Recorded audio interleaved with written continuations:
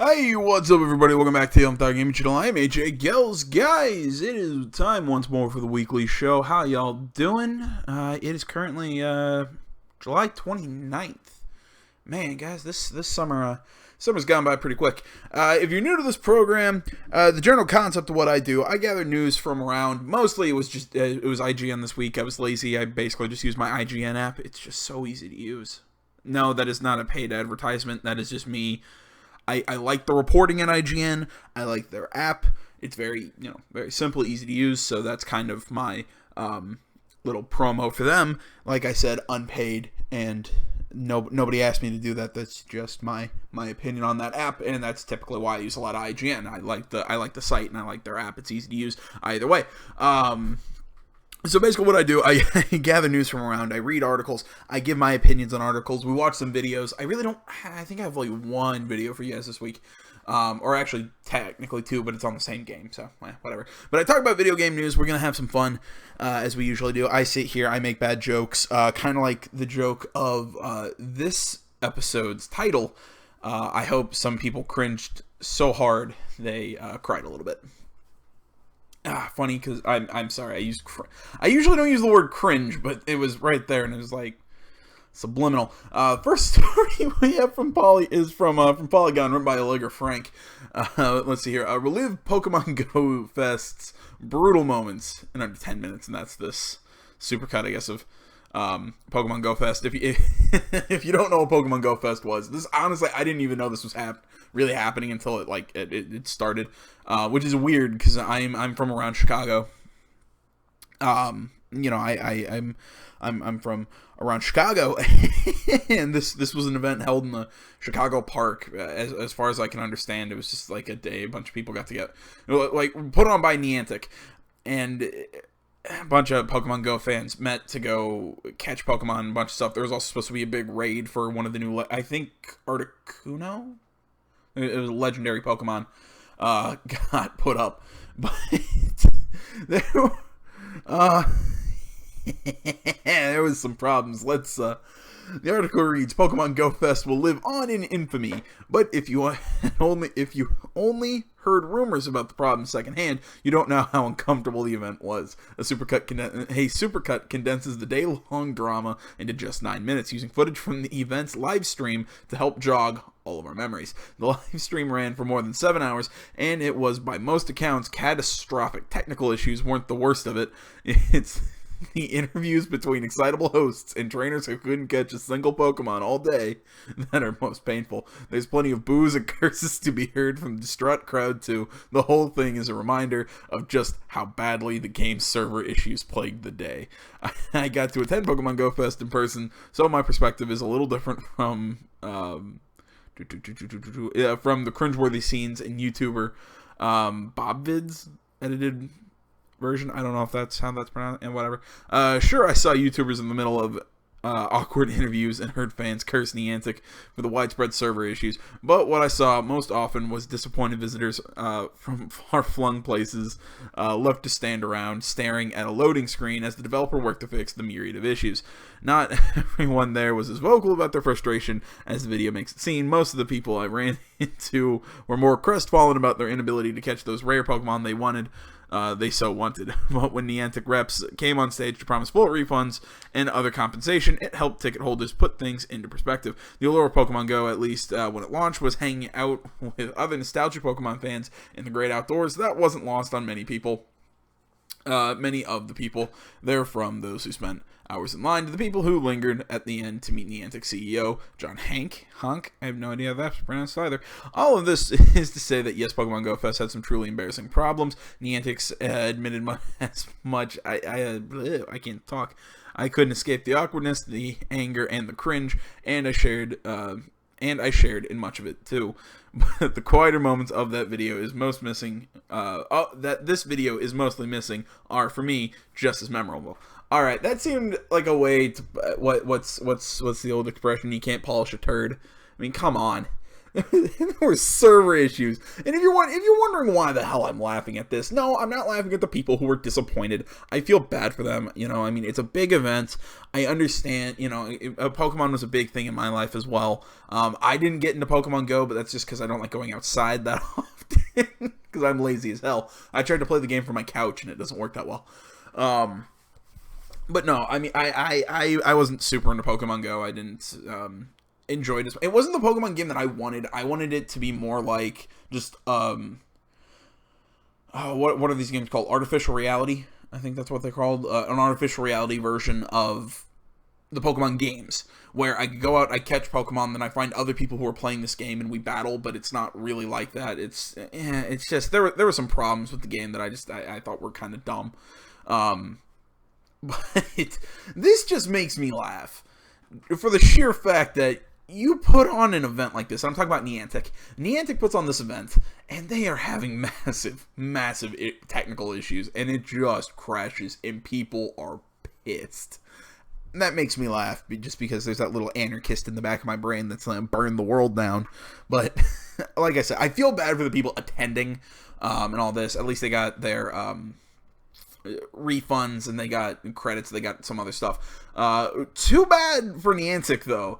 That was not enough for everyone, as Pokemon Go Fest attendees are suing developer Niantic. If you can't tell, I love talking about video game lawsuits, be it the Lindsay Lohan suing Grand Theft Auto 5, be it that it was 2 weeks ago when that jazz singer was suing Bethesda for for that Fallout 4 trailer. I feel like there was another one that week. Those are the two I remember most right now, but I love talking, because these things are usually really funny, but this one actually, this lawsuit might, I don't know, I'm not gonna lie, sometimes this is one I've not read the full article. It's fairly short, but I've not read the full article, so I don't know what all of their complaints are. I skim a lot sometimes when I'm on the go and I hit save the article because I want to talk about it. Yeah. It's a problem. I need to get better at that. Either way, an article by Sam Stewart, IGN. Following the disastrous events of last week's Pokemon Go Fest, a few dozen event attendees are branding together to sue developer Niantic, according to Thomas Zimmerman. Zimmerman, the lawyer organizing the lawsuit. The attendees feel that Niantic did not provide the experience that was advertised and want reimbursement for travel and other expenses. Okay, so that's about what I thought this was going to be about. My stance on it, I'm not sure. I'm not a law expert. That's all got to go down to the courts and how they see this, but I don't think your travel and other expenses should be covered. I don't. I think that's kind of one of those things that you kind of take the risk on traveling to the event. All they could do is really reimburse your ticket, for the event, and take the other compensation that they offered. Let's see. Article continues, as we previously reported, Pokemon Go Fest was a bit of a mess. The game was unplayable for most attendees, prompting Niantic to offer ticket refunds and in-game credit as an apology. However, the attendees who created this lawsuit are seeking reparations, I cannot pronounce that word, for their other expenses as well. And I quote, "We're not seeking any relief with respect to the failure to get legendary Pokemon because Niantic is offering that," Zimmerman told Polygon. But Niantic is not offering to refund people's travel expenses for coming to Chicago. Most of the people came from out of state, many people from other countries. End quote. Holy shit, really? Look, okay, I'm not one to make fun of some people for being a nerd about things. Look, I'm a massive nerd myself. I still buy retail because I like to go to midnight releases at GameStop. I like to meet other people and talk in line and all that shit. I love that stuff. Okay, I am not a person who is going to mock other people for being nerds, but really, you flew to another country for this? Holy shit, that's some dedication. I'm almost impressed. Well, it's the God, what was the line from Anchorman when Baxter ate the whole wheel of cheese? I'm not even mad. That's amazing. But yeah, I mean, it's just I can't fathom that. I mean, maybe I'd go out of state for something big like E3 or a big convention. Maybe, I don't know, but is that really? I guess it's not that different depending on how you look at things. So I guess I'm in no place to judge, but still, it just seems so weird to me. Article finishes with Niantic has made further attempts to remedy the situation, extending the period of time rare Pokemon could be caught to give more time to attendees. But Zimmerman states, at this point, the attendees simply want their expenses covered more than anything else. As far as what's going to happen, my guess is they're going to settle, as most of these lawsuits usually do. Especially, I think this one, because I don't think this one is necessarily frivolous. I think there is a point to be made, and there is an argument to be made to get their expenses back. Because especially if you're flying from overseas, if you're flying from out of state, I can see a case to be made. So I'm gonna guess nobody's gonna win this one. I'm gonna guess it's just gonna settle, and we're that's about it. It's an interesting piece of information. I don't know. Like I said, I just wanted to talk about this because I find it kind of amusing. But that's because I'm an asshole. Moving on, it's also time for me to eat a big plate of crow. I was very vocal about my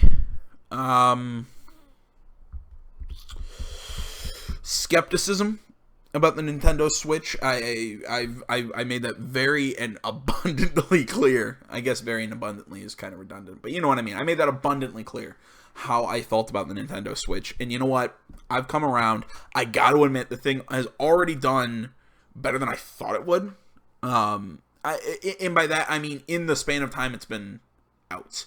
It's been out, when did it come out? It came out in March? I want to say May, and that's not right. I think it came out in March. So, I got to give them credit. 4.7 million units. It still seems small to me, but 4.7 in this amount of time, I guess, isn't bad. I don't know. I mean, it's one of those numbers that I want to be impressed by, but at the same time, I don't have anything to compare. If anybody out there watching this has hard numbers for about what PlayStation 4 and Xbox One did at the same time period, not like time period, but the same amount of time that those had been launched, please pass those forward to me, because I don't know where to find those, and if also tell me where the hell to find those. But I will say, I mean, that the 4.7 million units since its release in March. What the fuck is wrong with me? I can't read. Article by Joe Scrabbles, just to get that out of there, and obviously it's by IGN. A Nintendo Switch has now sold 4.7 million units since the release in March, revealed as part of Nintendo's latest earnings report. The last fiscal quarter saw Switch sell 1.97 million units, continuing its strong start in the market. Like I said, I'm very, I don't want to say, I'd say surprised, but not surprised. I mean, it's one of those things that I was saying, I don't think it's going to do well, but I also wouldn't be surprised if it did do well. So, it did well. I'm glad people are enjoying it. Hell, I've even flipped, and I kind of want to get a Switch, just for that Mario and Raving Rabbids game that's coming out middle of next month, I believe. I know it's sometime in August. I just can't remember exactly when in August. And I'd also play son of a bitch, that new Legend of Zelda game. There we go. Breath of the Wild. What? God, it's on the screen. Christ. Article continues. In terms of software, Mario Kart 8 Deluxe has sold 3.54 million units following its release in April, meaning approximately 3/4 of Switch owners also own Mario Kart. ARMS, Nintendo's newest IP, also sold 1.18 million units in the 2 weeks between its release and June 18th and the end of this quarter, June 30th. That's not bad. The Legend of Zelda Breath of the Wild continued to sell well too, with 1.16 million sales, bringing it up to 3.92 million units sold overall, meaning around 83% of Switch owners also own Zelda. I mean, that's not surprising, seeing that was kind of one of the big launch titles. That was kind of that game, and the Switch were kind of being sold together, and it was in all the promo material. So it's not surprising to see that much of that around 83% of the Switch owners will also own Zelda. That's yeah. Article continues, in terms of its other offerings, 3DS sold almost 1 million units this quarter and 5.85 million units of software, a 31% decrease on last year. Amiibo sold 1.6 million figures. Sorry. And 1.3 million card packs. Downloadable games across all Nintendo platforms made 11 billion yen. That's 98 million US dollars. 76 euros. I believe that's what that symbol is. That pounds. I don't know. All of that translates into good news for Nintendo finances, primarily because of Switch hardware and software sales. Nintendo took 154 billion, approximately 1.4 billion US dollars. So that's 154 billion yen, by the way, not and approximately 1.4 billion US dollars, and 1 billion. Again, I'm going to go with euro or pound. I need to relook up that symbol. I can never figure it. I can never remember. In revenue, and made a 21.3 billion yen, 190 million US dollars, and 146 million that currency profit. That's a 149% increase in revenue compared to the same time last year. There's more to come from Switch. Splatoon 2 was released just outside of this quarter. Mario and Rabbids Kingdom Battle and Super Mario Odyssey are all scheduled for this year, and Nintendo's slowly rolling out its online offering. We're hoping for more announcements at Gamescom or Tokyo Game Show. Like I said, right now that Mario game looks really fun with Kingdom Battle. There's something else I wanted to make a mention. It said Super Mario Odyssey. I believe that's that game that's coming out on the same day as. I saw another article in IGN was calling this like the biggest day from pop culture of the year. It's Assassin's Creed Origins, Wolfenstein 2, that game. I think a movie just got delayed. I think the next Cloverfield. But there's a lot of stuff coming out all on that day, and so yeah. Interesting little tidbit. But yeah, like I said, I'm willing to admit that I was incorrect about the Nintendo Switch. I am willing to admit that the console is doing much better than I thought it would do, because I thought we'd see a massive spike at the beginning and then it would just drop. And it's holding pretty steady. So as long as like I said, I'm willing to admit that I was wrong. And I wish best luck to Nintendo, and hope everybody who owns the platform is enjoying it. Moving on, this is a game that I didn't get to talk about over at E3, but that's because I was having some problems with getting the recording for the EA press conference. I recorded the conference twice, and I was having technical issues, and I just got busy doing the other words. I got so busy doing the other conferences that I just ran out of time to do to do the EA conference. So either way, this new Need for Speed is looking really neat. It looks like they're going back to the old kind of style of Need for Speed, where there's more of a story base to it. I mean, this is entirely a guess. I don't know. But I do know that it's a story, but how in depth is the story going to be? I'm not 100% sure, but it's looking really cool. It look like God, I can't talk. I definitely suggest going and checking out the EA conference just for this. Try and find this in there. Because it not only looks really good, the scene that they show looks like something out of the first Fast and the Furious movie. So let's see. Article by Luke Riley, obviously on IGN. The article reads, developer Ghost Games briefly touched on Need for Speed Payback's newly added abandoned vehicle system, or derelicts, during the reveal of the game in early June. Following the release of today's brief customization trailer, we've learned more about the concept. You know what? I'll just keep reading, and so I don't confuse you. Parallels were drawn instantly between Payback's derelicts and the hidden car systems previously featured in the likes of Test Drive Unlimited, Forza Horizon, and subsequently The Crew. But Need for Speed Payback associate art director Brian Albin explained to IGN that Ghost had added additional layers to its take on abandoned cars. And I quote, "What we've done with our derelicts in Payback is combine the exploration elements of driving around a rich and diverse open world with the gameplay elements of finding parts for your cars." And, geez, I can't keep a stream of thought here. Finding parts for your cars and the exciting action driving experience into one, said Albin. We've introduced a depth to it through having to find multiple chassis and multiple parts throughout the world, which can then be built into a car that suits one of the driving styles and character traits. The idea of taking your own car on a journey from scrap to stock to supercar is an exciting one. End quote. And I quote, "Hindsight is a wonderful thing," and the words wouldn't it have been cool if are always banded around a studio once a game is shipped. This was one of those moments we looked back and realized that we had a large world that we could utilize to guide our players into exploring areas that they wouldn't necessarily see or experience if they're hooked deeply into the racing. So for us, it was one of those sparks that formed into a complete game feature, end quote. Players will get hints while playing Payback regarding the locations of hidden cars, and I quote, "Once they've had their first hint and found their first derelict chassis, they'll unlock more pointers and clues to use where the parts for the car are scattered around the world," explained Albin. There will be 5 derelicts to dig up in Payback, 3 of which are completely new to Need for Speed. And I quote, "We wanted to select known legends that most people would have an affinity with," said Albin. "Payback is set in the U.S., so we do have the 65 Ford Mustang, a 55 Chevy Bel Air, and a 1965 Chevrolet stepside pickup.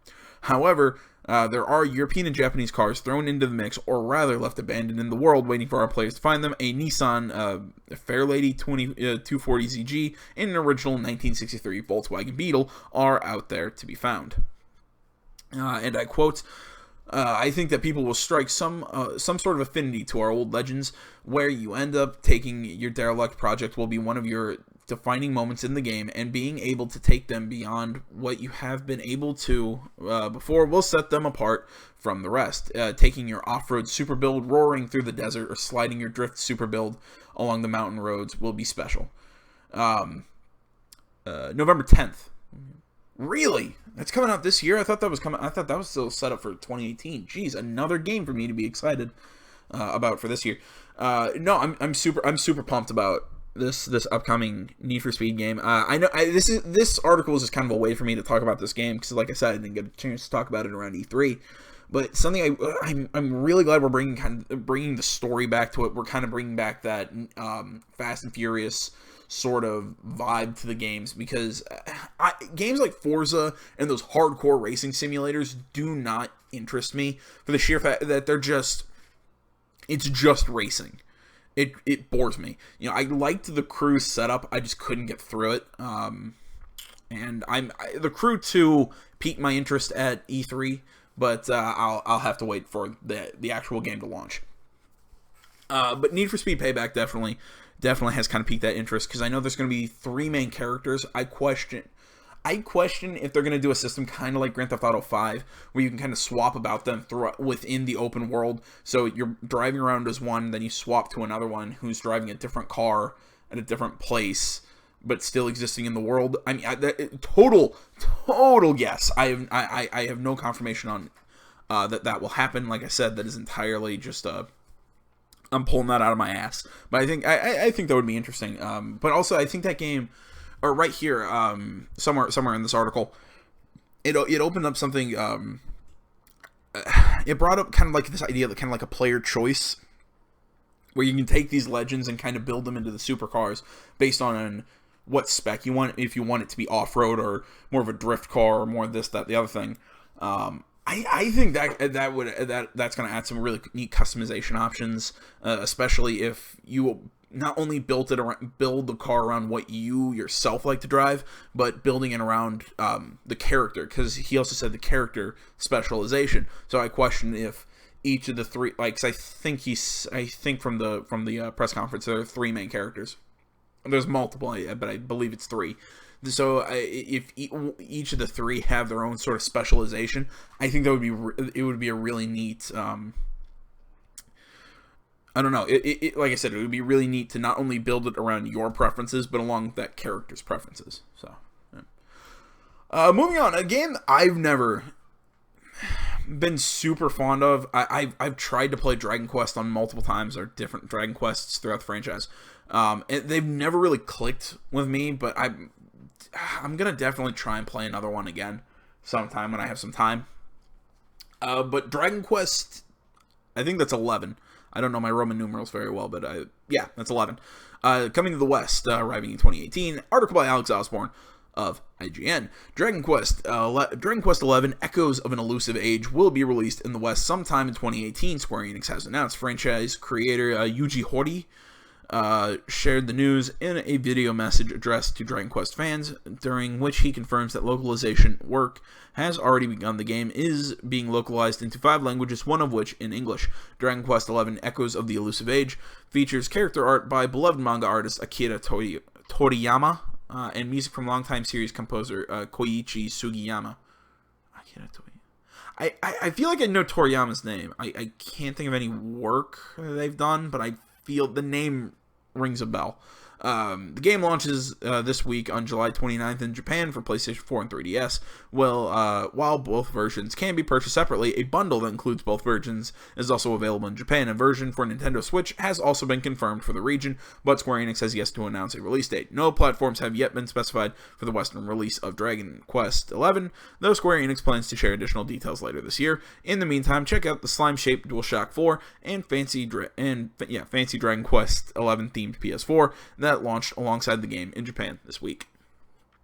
Not much to add to that one. That one, I always feel like I add a story or two like this every week, just because I feel that someone would be interested in it, even if it's not necessarily me. That's not one that I'm super excited for, but I am. but I'll probably play if I can get my hands on it. I'll probably play it. Now into a game. I just started doing a Let's Play for this. This is Dying Light, the game that came out back in. Crap! What year did this game come out? I can't remember. Shit. I would say 2013, but I'm probably wrong. That sounds too long ago. Either way, I found this game to be super fun. Like I said, doing a Let's Play. Come check it out. Let's see here. Dying Light to receive 10 free DLC drops in the next year. Article by Matt Porter, IGN. Techland has announced Dying Light will be getting 10 pieces of original new content during the next 12 months. All the DLC will be free across all platforms and will include new enemies, new events, new mysteries, and more. New enemy content drop will be coming soon. As a tiny taste of what's to come. Dying Light released in 2015. Really, 2015? That doesn't. For some reason, that doesn't sound right to me. But the developer says the game still has 500,000 average weekly players. Techland previously said it would be supporting the game until the end of 2016, but that has clearly been extended even further. If you haven't tried Dying Light yet, IGN's blah blah blah blah blah. I think IGN gave it an 8.5, yet I don't think that's very fair to the game. I think it's at least a 9. I think it's very good. It's a little rough in some places, but overall, I think the game is super fun. And I think some people liked, I want to say The Happening was the DLC title, and a lot of, kind of the expansion.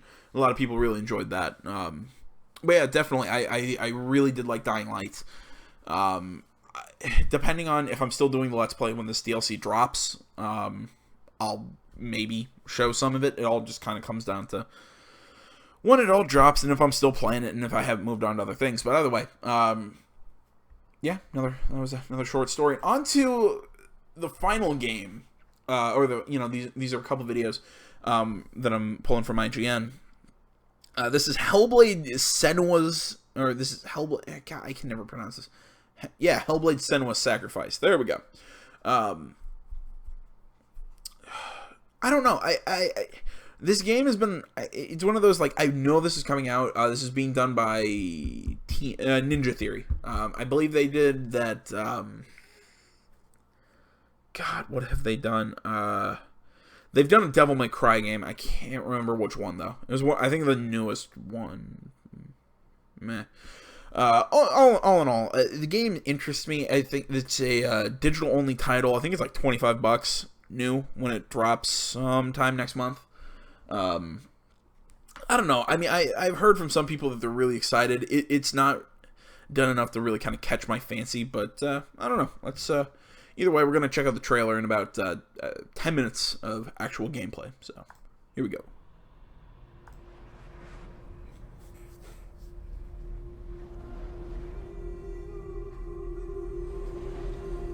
In this waking nightmare,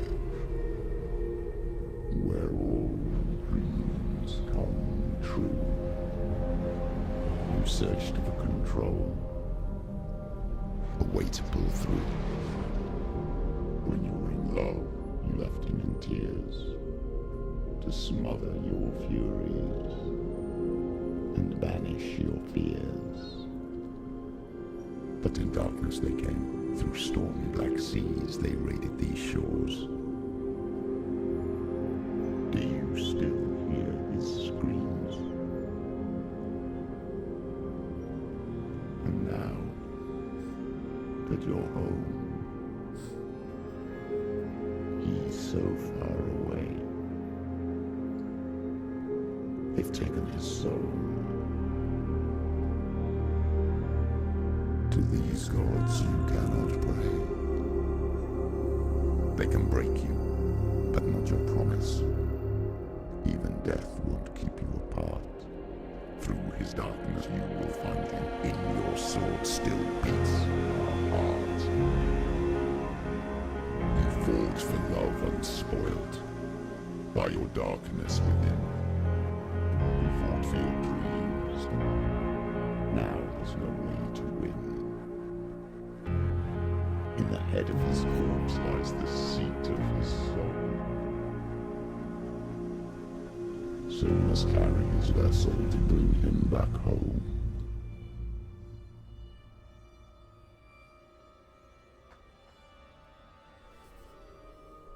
Okay, it's $30 US, my bad. Alright, that's an interesting trailer. I really wish that voice in the background wasn't so damn quiet, but I'm getting kind of a God of War vibe off of this. This is also the first time I've seen this trailer, and this is going to be the first time I've seen this gameplay. A lot of times I like to go in these blind, so I don't have something prepared. I just kind of like to go off what I see in this minute. But again, it's just, there's some things about this game that are interesting me, but there's other things that are just making me going, eh.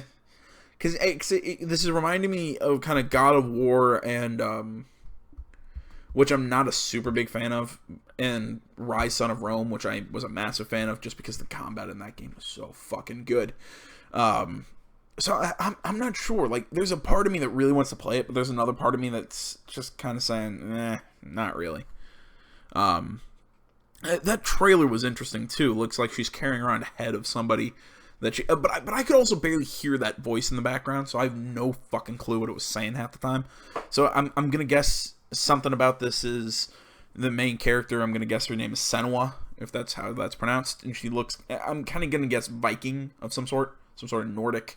That head is of a loved one, and she's trying to get the loved one like revived by the gods or something like that. The total guess, but.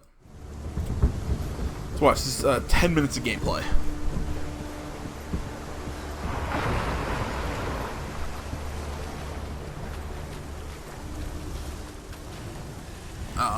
I saw some ad from the developer.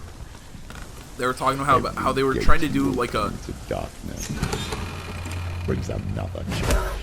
God, you can't hear that fucking voice.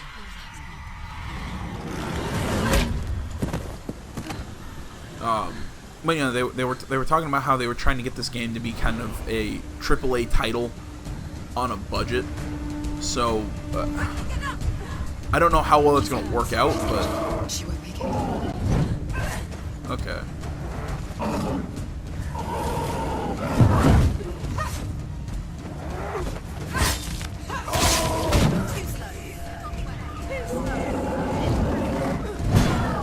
I'm gonna guess that little shining thing on his hip is some sort of, I don't know what it is, or you know how it. I'm gonna guess it's something important. Yeah, it looks like it's causing magic, something.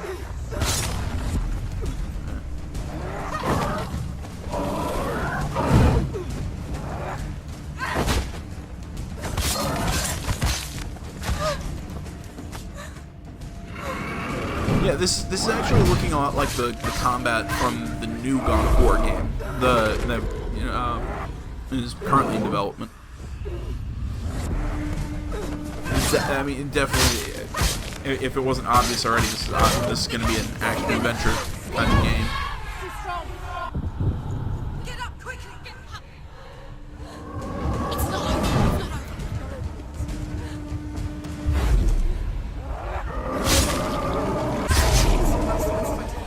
She's got her sword. Prepare yourself. Attack!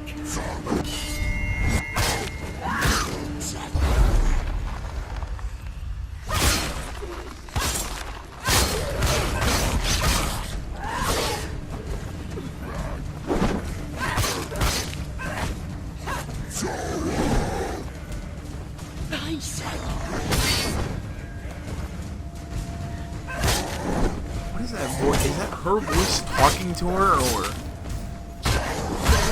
like that little voice, like you're saying behind you, quick? Like, is that her voice, like a sixth sense manifesting like through a voice for the player? That makes any sense? What the hell I just said.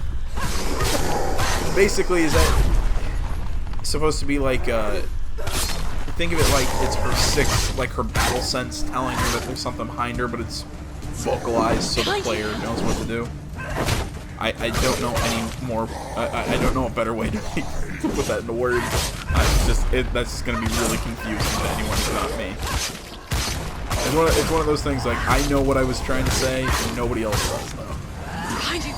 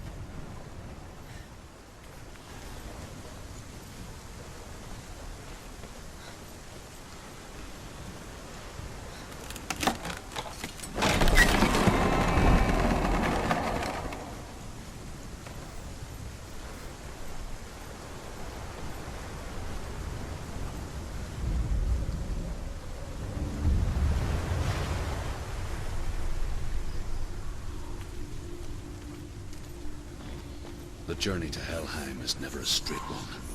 Each must find their own path. Align yourself to its secrets, and you will find yours.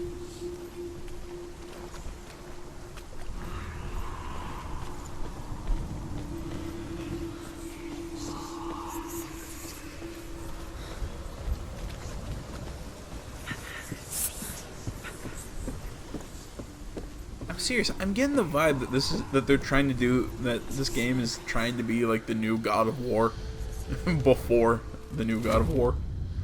Sorry, I'm starting to lose my voice, I think.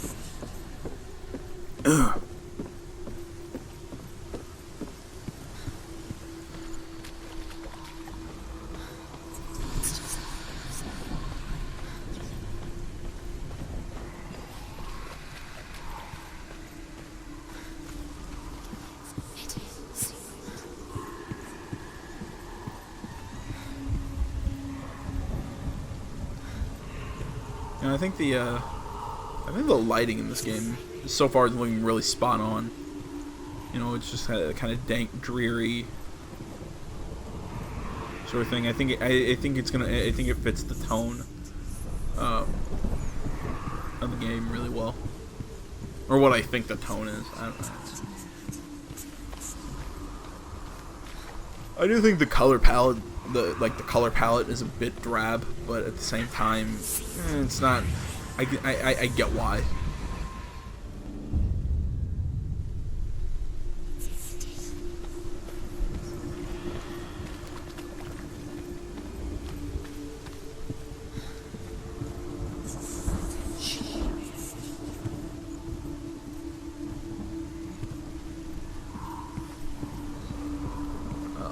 You know, I kind of get why it's kind of that Viking age. I don't know the actual dates.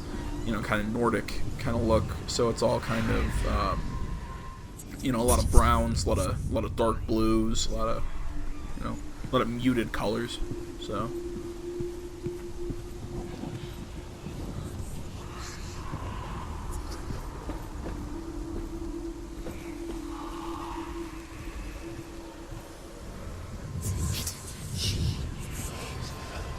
This might sound like a really weird comment, but what is up with video games and ladders?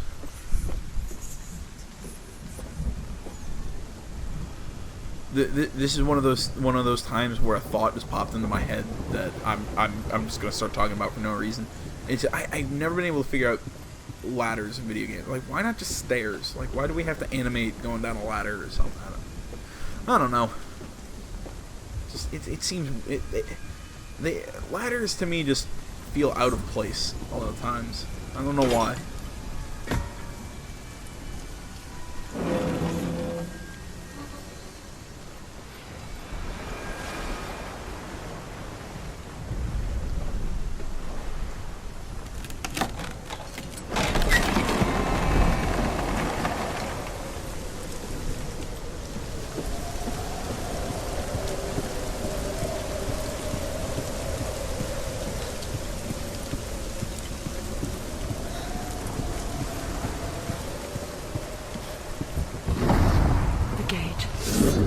It's opening.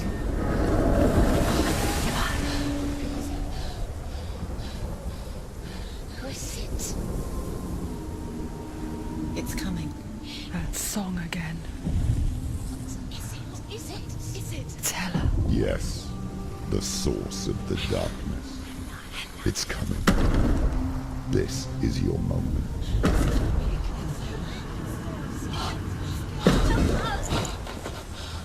I'm sorry. I can't watch this. What are you doing? You're showing weakness. You're not a warrior. You're a disgrace. The gods will punish you for this. Pick up the sword. Pick it up. Fight the darkness. Fight it. Get up. Get up. Get up and fight. Alright, that was 10 minutes of Hellblade Senua's Sacrifice. What the fuck? Again, it just, there's just parts of this are really kind of drawing me in, and parts of it that are making me go, what the fuck is this game? I don't know, guys. I don't know if I can scrounge up the cash, I'll probably play it on the channel. I'll have some fun with you guys doing that. Well, that's all the news I got for you this week. As always, feel free to tweet me any articles, post links in the comments. I'm always happy to, if you guys wanted to hear my thoughts on something that I just might not have covered during the week, I'm always happy to cover any of those either in a separate video, a week, you know, next week's show, whatever. Just like I said, tweet at me links. You tweet links at me, send them to me over Facebook. Post my blog's comments through the YouTube comments, all that stuff. Links to all that social media is in the description. Like, comment if you're not already. Please subscribe to the channel. Come check out the variety of other content I have on this channel. And as with all my videos, I hope you enjoyed this. I hope you. I'm not gonna say learned something from this, but I do hope you enjoyed this. I hope you had some fun. And until next time, guys, I'm AJ Gels, the Untitled Chapter Gaming Channel. Thanks so much for watching. Come back next week. But until then, I'm out.